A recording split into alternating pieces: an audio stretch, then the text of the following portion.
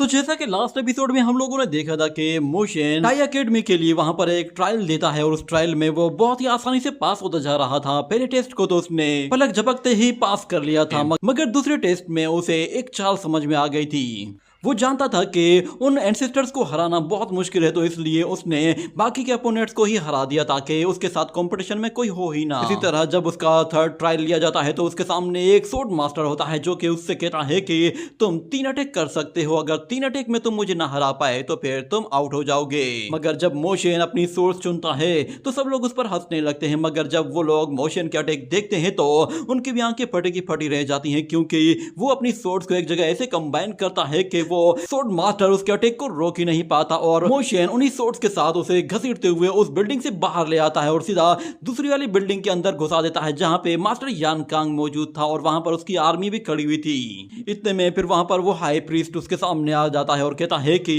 ये तो मास्टर लिंगयून है। वो उससे कहता है कि मास्टर लिंगयून प्लीज खड़े हो जाएं, मगर मास्टर लिंगयून खड़ा हो जाता है और कहता है कि मुझे आपको डिस्टर्ब करने के लिए माफ करना, मैं जानता हूं कि आपको डिस्टर्ब करना बहुत ही बड़ा जुर्म है। मगर वहां पर वो हाई प्रीस्ट मास्टर के पास जाता है और कहता है कि लगता है मास्टर लिंगयून ने अपने अपोनेंट को अंडरस्टिमेट कर दिया है, जिसकी वजह से उसे मार पड़ी है। लगता है कि शायद वो जिस भी बंदे के साथ मुकाबला कर रहे हैं वो वाकई में काफी ताकतवर होगा, क्योंकि उस बंदे ने 72 सोर्ड्स को एक ही पॉइंट पे यूज किया है और सारी की सारी सोर्ड्स बिल्कुल एक ही परफेक्ट डायरेक्शन की तरफ मूव कर रही थी। यही वजह है कि मास्टर लिंगयून इतनी बुरी तरह से इंजर्ड हुए हैं। मगर मास्टर लिंगयून फिर से मास्टर यान कांग के आगे गिड़गिड़ाता है और कहता है कि प्लीज मुझे माफ कर दीजिए, बस इस मर्तबा मिस्टेक हुई है, अगली बार ऐसा कुछ भी नहीं होगा। मगर वो यान कांग मास्टर अपना हाथ ऊपर उठाता है तो उसकी बेटी थोड़ा सा डर जाती है। उसे लगा कि शायद वो उसे मौत की सजा सुनाएगा और हाई प्रीस्ट भी समझ जाता है कि शायद अब कुछ बड़ा होने वाला है। मगर मास्टर यान कांग हाथ उठाता है और हाथ नीचे झटकते हुए जोर जोर से हंसना शुरू कर देता है और हाई प्रीस्ट से कहता है कि तुमने डिसाइपल को बिल्कुल एक अलग ही एंगल से देखा है, शायद तुम्हें उस डिसाइपल के अंदर कोई कैपेबिलिटी नजर आ रही है। मैं वाकई में उस बंदे से मिलना चाहूंगा जिसने लिंगयून का यह हाल किया है। और दूसरी तरफ हमें दिखाया जाता है कि किन फैमिली का वो प्रिंस मोशन को देख रहा होता है और वो कहता है कि इस लड़के ने मास्टर लिंगयून को अपनी एक ही सोर्ड के साथ चैलेंज किया है और अपनी सारी सोर्ड के साथ उसे एक ही मूव में हरा दिया है। ये प्रिंस तो सच में बहुत ही कमाल का होगा। और वहां पर मास्टर लिंगयून आता है और कहता है कि एग्जाम सस्पेंड हो चुका है और इस वक्त मास्टर यान कांग बहुत गुस्से में है, किन मोशन से मिलना चाहते हैं। उसने मास्टर यान कांग को डिस्टर्ब कर दिया है, लगता है कि शायद वो इसे पनिश करना चाहते हैं और उससे पहले शायद वो उससे बहुत सारे सवाल करेंगे, इसलिए फौरन से टाइशू पैलेस में आ जाओ। मगर यहाँ पर सी युन शियांग वो काफी ज्यादा खुश होती है, शायद उसे मालूम था कि वहाँ पर क्या होगा। और अगले सीन में हमें दिखाया जाता है कि जब उसे टाइशू पैलेस लाया जाता है तो मोशन देखता है कि वहाँ पर बहुत सारे लोग मौजूद हैं। उन लोगों को देखते हुए मोशन कहता है कि ये सारे के सारे सिविल और मिलिट्री मिनिस्टर्स हैं। उनके साथ वहाँ पर वो युन शियांग भी होता है और साथ में वो ऊपर की तरफ देखता है तो उसे वहाँ पर वो हाई प्रीस्ट दिखाई देता है, जिसे देखते ही मोशन पहचान जाता है कि ये तो डिमोनिक कल्ट सेक्ट का एंसेस्टर है। साथ में वो वहां पर लिंग यू शुई को भी पहचान जाता है कि ये अपने इस ड्रेस में काफी अच्छी लग रही है। और बीच में जो ये शख्स खड़ा हुआ है ये है यहाँ का करंट एम्परर यान कांग, जिसे यान फेंग डी भी कहा जाता है। उसे वहां पर किन फायू दिखाई देता है और साथ में मास्टर लिन वन भी उसे काफी गुस्से से घूर रहा था, जिस पर मोशन कहता है कि लगता है शायद ये बंदा अभी भी मुझसे ये सोड वापस लेना चाहता है। मगर फिर जब वो सामने जाकर खड़ा होता है तो मास्टर यान कांग उससे कहता है कि तुम काफी ज्यादा पावरफुल लग रहे हो, लगता है शायद तुमने किसी सेक्ट से काफी अच्छी ट्रेनिंग ली है। मैं जानना चाहता हूँ कि आखिर तुम कहाँ से आए हो।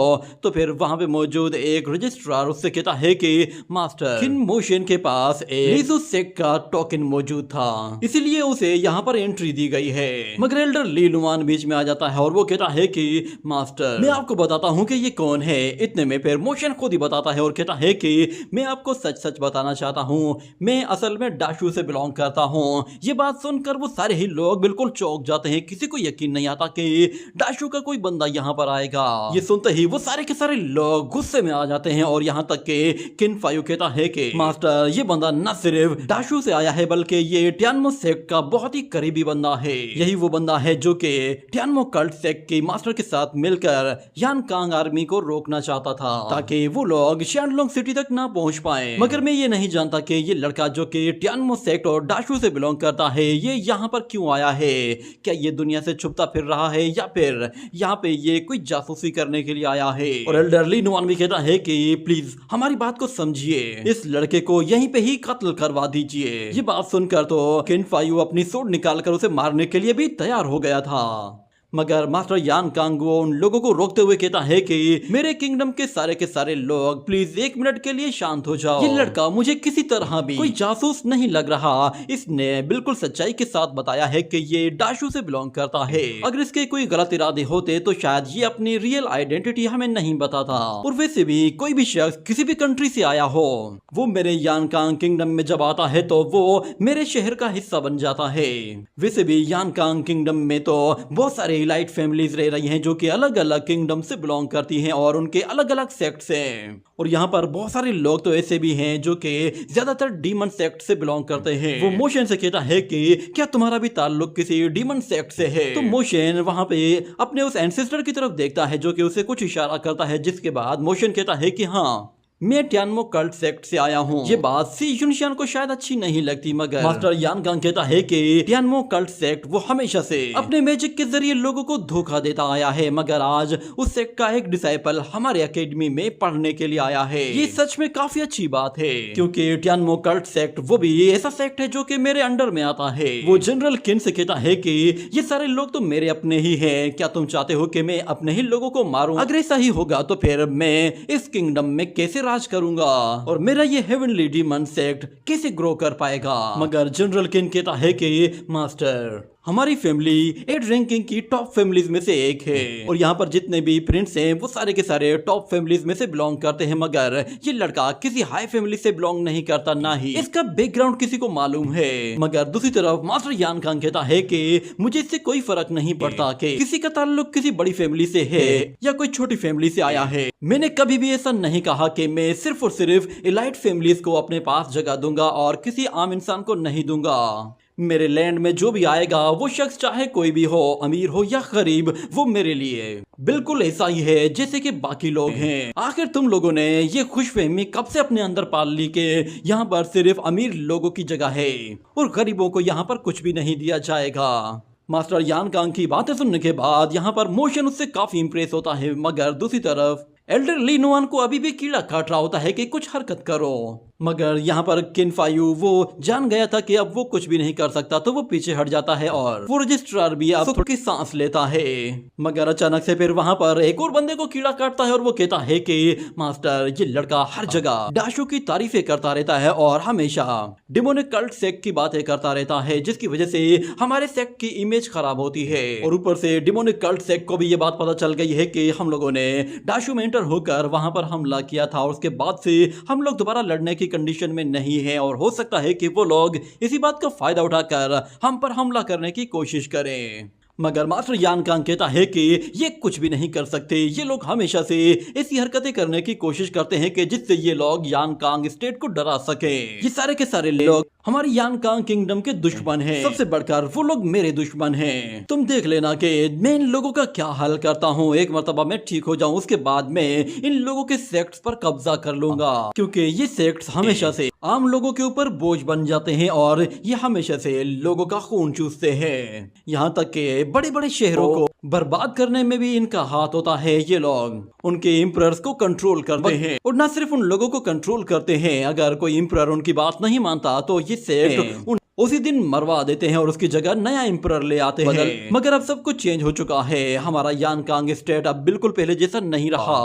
हमारे यान कांग स्टेट को भी बहुत सारे सेक्ट्स ने दबाने की कोशिश की है, मगर हम लोग अब उन सेक्ट्स को अपने अंडर में ला चुके हैं और अब हम लोग पीछे नहीं हटेंगे, बल्कि अब हम लोग सारे ही सेक्ट्स को अपने अंडर में लेकर आएंगे और सब लोगों को एक ही तरीके से मैनेज करेंगे ताकि आम लोगों की जिंदगी आसान हो सके। हमारे स्टेट से बढ़कर कोई भी सेक्ट नहीं होगा और हमारा स्टेट अब रिसर्च रिसर्च करने को ज्यादा प्रमोट करेगा ताकि ज्यादा से ज्यादा चेंजेस लाई जा सके और हम लोग उन सारी की सारी स्टेट्स को वापस से उनकी ओनरशिप वापस दिलवाएंगे ताकि उनके ऊपर किसी भी सेक्ट का कोई कंट्रोल ना रहे। मैं नहीं चाहता कि कोई भी सेक्ट किसी कंट्री का खून चूसता रहे। अब मैं उन सब लोगों को बदलने वाला हूँ। अगर कोई सेक्ट मेरे रास्ते में आया तो उनके लिए बस मेरा एक ही पैगाम होगा कि मरने के लिए तैयार हो जाओ, क्योंकि जो सेक्ट मेरे रिवॉल्यूशन को नहीं मानेगा वो खत्म हो जाएगा। मेरी जिंदगी का बस सिर्फ एक ही मकसद है कि मुझे लोगों की जिंदगी में एक नया रेवोल्यूशन लाना है।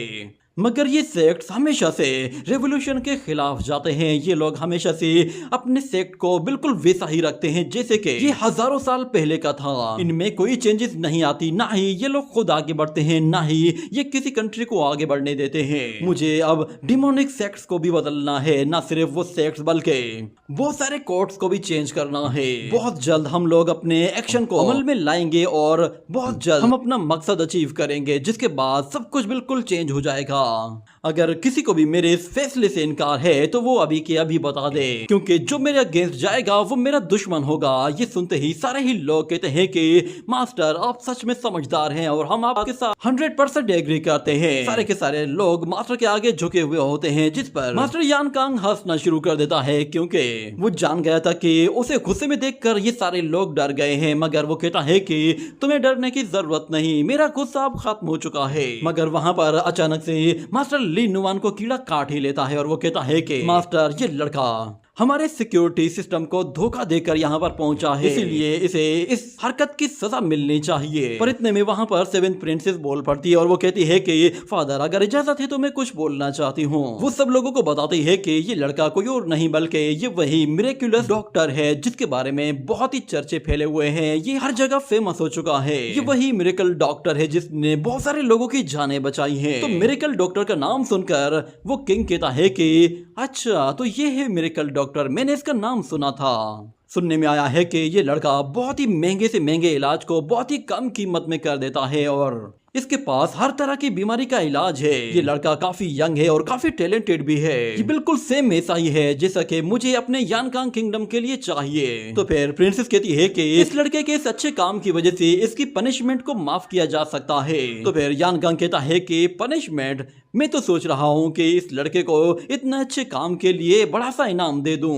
वो वहाँ पे मौजूद सब लोगों के सामने अनाउंसमेंट करते हुए कहता है कि ये लड़का जिसका नाम किन मोशन है, मैं इसे आज से एक डिसाइपल एक्सेप्ट कर रहा हूँ। ये बात सुनकर सब लोगों की खटिया खड़ी हो जाती है। किसी को उम्मीद ही नहीं थी कि मास्टर उसे पर्सनली एक्सेप्ट करेंगे। जिसके बाद सेवेंथ प्रिंसेस मोशन को इशारा करती है तो वो किंग के आगे झुक जाता है और वहाँ पर किन फायो का छोटा भाई किन यू अचानक वो उन लोगों के सामने आकर गिरता है, जिसकी वजह से सारे ही सोल्जर्स अलर्ट हो जाते हैं और सब लोग उसकी तरफ देख रहे होते हैं, जिस पर किन फायो को काफी शर्मिंदगी महसूस होती है। और इसी के साथ ये सीन यहीं पे ही कट हो जाता है। अगले सीन में हमें दिखाया जाता है कि मोशन के नाम पर अब टिक मार्क लगा दिया जाता है, जिसके बाद मोशन कहता है कि अब तो मास्टर यानकांग ने खुद से ऑर्डर दे दिया है कि मैं अब इंपीरियल अकेडमी जा सकता हूँ, जिसका मतलब ये है कि अब ये सूट मास्टर लिंग यून भी मेरा कुछ भी नहीं बिगाड़ सकता। मगर यहाँ पर सिवाय मेरे और सी यून शियांग के बाकी सारे के सारे डिसाइपल्स बड़ी बड़ी फैमिली से बिलोंग करते हैं। ऐसा लग रहा है कि जैसे इंपीरियल कॉलेज में सिर्फ और सिर्फ इंपीरियल फैमिलीज के ही लोग आते हैं, जिनके पास माल दौलत बहुत ज्यादा है, पावर्स की तो कोई लिमिट ही नहीं, और इसके अलावा उनके पास मैजिक टूल्स की भी भरमार है। मगर उनमें से ज्यादातर लोग वो हैं जो कि बहुत बड़े बड़े सेक्ट से बिलोंग करते हैं। मेरे सामने अब बहुत ही बड़ी दीवार खड़ी है। मुझे अगर इन हाई लेवल के प्रिंस को डिफीट करना है तो इसके लिए मुझे अब इस एकेडमी में बहुत ज्यादा मेहनत करनी पड़ेगी, तब जाकर मैं इन लोगों के फैमिली बैरियर को तोड़ पाऊंगा। यहाँ पर एरोस्टेटिक सेक्ट ऐसा सेक्ट था जो कि पहले यानकांग किंगडम को कंट्रोल किया करता था, मगर अब क्योंकि वो सेक्ट भी यानकांग किंगडम के अंडर में आ गया है तो मुझे लगता है कि शायद ये सेक्ट अब यानकांग किंगडम को अंदर ही अंदर खाना शुरू करेगा। और ये लोग बिल्कुल भी नहीं चाहते कि यानकांग किंगडम में किसी तरह की कोई चेंजेस आए। अगर ऐसा कुछ होता है तो ये लोग इस सिचुएशन को रिवर्स करने की कोशिश करेंगे। मगर मुझे समझ में नहीं आ रहा कि मुझे मास्टर्स ने यहाँ पर इस एकेडमी में इंटर होने के लिए क्यों कहा है। इतने में उसे वहाँ पर वही युनशोंग भी दिखाई देता है और वो मोशन को बताता है कि आज से हम लोग यहाँ पर शी जीव में रहेंगे। मैंने सुना है कि लास्ट ईयर जितने भी स्टूडेंट एडमिशन लेने में कामयाब हुए थे वो सारे के सारे यहीं पर ही रहते थे। मगर मोशन दिल ही दिल में कहता है कि वो लोग जो कि किसी इलाइट फैमिली से बिलोंग नहीं करते उन्हें तो यहाँ पे मार दिया जाता होगा। और इतने में उसे उसे वहां पर दिखाई देता है कि किसी इलाइट फैमिली का कोई यंग मास्टर वहां पर अपने कुछ लोगों के साथ आ रहा है। वो आते ही कहता है कि वो बंदा जो कि इलाइट फैमिली से बिलोंग नहीं करता वो इस इलाइट डिसाइपल रेजिडेंस में कैसे रह सकता है, ये तो हम लोगों के लिए बहुत ही बड़ी बेइज्जती की बात है। ये कहकर वो लोग आगे चले जाते हैं। उन्हें पता भी नहीं था कि वो गरीब बंदा मोशन है, मगर मोशन के दिमाग में यहाँ पर एक आइडिया आता है। वो कहता है कि हाँ अब आएगा कुछ मजा। वो प्रिंस अचानक युनशोंग से कहता है कि मुझे बताना तो सही कि वो दो लोग जो कि इलाइट फैमिली से बिलोंग नहीं करते वो कहाँ पे हैं। ये बात सुनते ही वही युनशोंग कांपना शुरू कर देता है, मगर मोशन कहता है कि सीनियर ब्रदर चलो मैं तुम्हें दिखाता हूँ कि वो कहाँ पे है। ऐसे गरीब बंदे के साथ रहना तो सच में बहुत ही ज्यादा शर्मिंदगी वाली बात है। मेरे ख्याल से हमें उसे मार मार कर यहाँ से बाहर निकाल देना चाहिए। ये कहने के साथ ही वो उन लोगों को उस रेजिडेंस के अंदर ले जाता है और कहता है कि वो लड़का यहाँ पे अंदर रहता है, जाओ और जाकर उसकी जमकर धुलाई करो ताकि उसे भी तो पता चले कि गरीब और अमीर में कितना फर्क होता है। मगर वो उन लोगों से कहता है क्या यहाँ पे किलिंग अलाउड है क्या। ये सुनकर सब लोग एकदम चौंक से जाते हैं और कहते हैं कि ब्रदर ऐसा नहीं करना, किलिंग अलाउड नहीं है। यहाँ के रूल्स बहुत ज्यादा सख्त हैं। अगर किसी ने किसी को मारा तो उसके बदले उस शख्स को भी मारा जाएगा, यानी सजाए मौत। इसीलिए हम लोग यहाँ पर बस उसकी जमकर धुलाई करने जा रहे हैं। ये सुनते ही मोशन वो दरवाजा बंद करते हुए कहता है कि मेरे डाशू में इस तरह के रूल्स तो बिल्कुल भी नहीं है। ये सुनते ही वो लोग बिल्कुल चौंक जाते हैं और पीछे पलटकर कहते हैं कि क्या कहा तुमने, डाशू? तो इसका मतलब ये है कि वो डाशू से आए हुए लड़के तुम हो। तो मोशन उन लोगों की तरफ देखते हुए अपनी बॉडी से हल्का सा ऑरा रिलीज करता है, जिस पर वो सारे ही लोग डर जाते हैं और मोशन को इस तरह देख रहे होते हैं कि जैसे वो उन्हें कच्चा चबा जाएगा।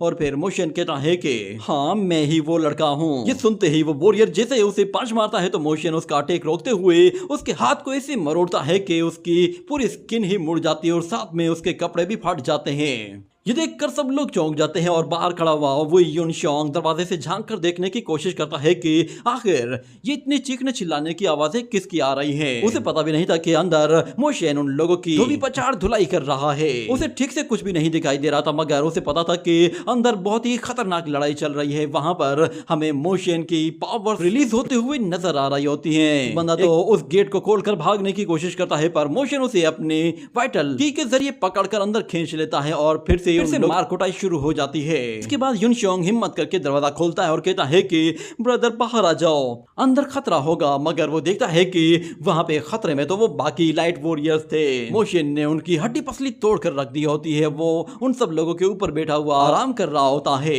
मगर युनशोंग को पता था कि ये सारे लाइट फैमिली के सोल्जर्स हैं, तो ये लोग कभी भी उन लोगों से बदला ले सकते हैं। मगर मोशन वहां पर अपना एक ब्रश बाहर निकालता है और उसके साथ उस रेजिडेंस का नाम ही चेंज कर देता है। उस जगह का नाम टाइशुआन रेजिडेंस रख देता है। और यहाँ पर एलाइट वॉरियर में से एक यंग मास्टर कहता है कि सुनो मोशन, तुम्हें इसके लिए पछताना पड़ेगा। मगर मोशन उसका ही वो फैन उसके सिर पे मारते हुए कहता है कि नेक्स्ट टाइम जब भी तुम मुझे दिखे तो मैं तुम्हें इतना मारूंगा जितना मैंने आज तुम्हें मारा है। मगर वही युनशोंग आते हुए कहता है कि ब्रदर माफ कर देना, मैं वही युनशोंग हूँ, इसकी तरफ से मैं तुमसे माफी मांगता हूँ और यकीन जानो मैं इसके बारे में किसी को भी नहीं बताऊंगा। वहाँ पे हमें ऐसी युनशोंग को भी दिखाया जाता है। वो कहती है कि जो दरख्त हवा के सामने बिल्कुल सीधे खड़े रहते हैं, हवा उन्हें जमीन से ही उखाड़ फेंकती है।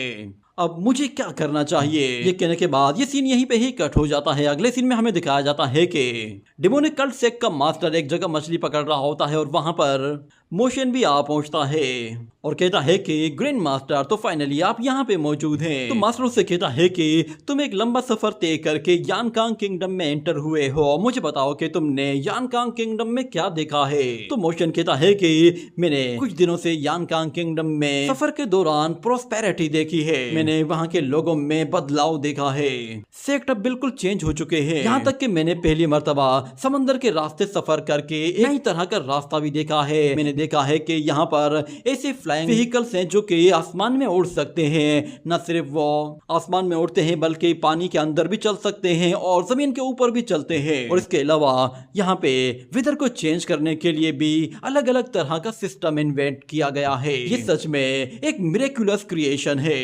यांगलिंग कंट्री हमेशा से बाकी के लोगों को आसान जिंदगी देने के लिए ज्यादा से ज्यादा चेंजेस ला रहा है। उन लोगों ने पानी के ऊपर ही अपना शहर आबाद किया हुआ है। उसकी बातें सुनने के बाद मास्टर उससे कहता है कि तुम एक बात अच्छी तरह से याद रखना कि कोई भी सेक्ट किसी कंट्री के लिए दुश्मन नहीं होता। इस वक्त इस दुनिया में अगर कोई सबसे बड़ा सेक्ट है तो वो यानकांग सेक्ट है, जो कि अपने अंडर में ही बहुत सारे सेक्ट्स को रूल कर रहा है और उनके अंदर अलग अलग यूनिवर्सिटीज, अकेडमीज और बहुत सारे रिसर्च सेंटर्स को रन कर रहा है। मगर लगता है कि शायद अब मुसीबत बढ़ने वाली है, क्योंकि यानकांग किंगडम खतरे में पड़ने वाला है, क्योंकि मास्टर यान फेंग डी वो इंजर्ड हो चुका है।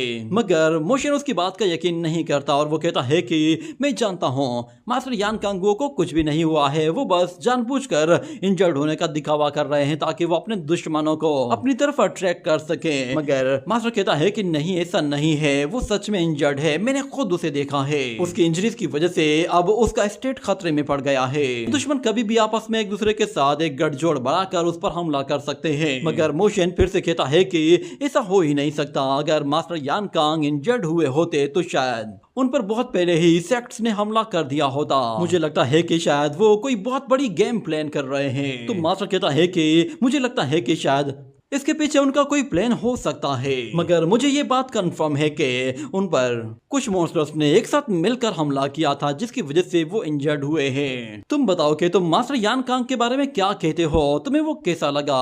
तो फिर मोशन कहता है कि वो सभी लोगों में सबसे बेस्ट हीरो है, वो काफी ब्रॉड माइंडेड है, जैसे कोई रेयर टैलेंट हो। अगले सीन में हमें दोबारा से शान फेंग को दिखाया जाता है, जो कि एक मास्कमैन के साथ खड़ा हुआ होता है। वो मास्कमैन कहता है कि तुम चाहते हो कि हम लोग क्लान लैंड्स को इंपीरियल कोर्ट के साथ कट ऑफ कर दें। अगर हम लोगों ने ऐसा किया तो फिर हम लोग यानकांग रूल्स की वायलेशन करेंगे, जिसकी वजह से हमारे ऊपर आसानी से शक जाएगा और हम लोग अपने प्लान में नाकाम हो सकते हैं। तो फिर शान फेंग कहता है ठीक है, तो फिर बताओ तुम्हारा प्लान क्या है? तो वो मास्कमैन कहता है कि मैं जानता हूँ कि यानकांग वो सेक्ट्स को किस तरह ट्रीट करना चाहता है, वो किसी सूरत हमारे सेक्ट्स को बर्दाश्त नहीं करेगा, मगर हम भी किसी सूरत चुप करके बैठने वाले नहीं हैं। इसीलिए हम लोगों को सारे ही सेक्ट्स को एक साथ मिलाना होगा, चाहे उसमें कोई एविल सेक्ट हो, बुद्धा सेक्ट हो या फिर कोई डिवाइन सेक्ट हो। ये कहने के साथ ही ये एपिसोड यहीं पे ही एंड हो जाता है।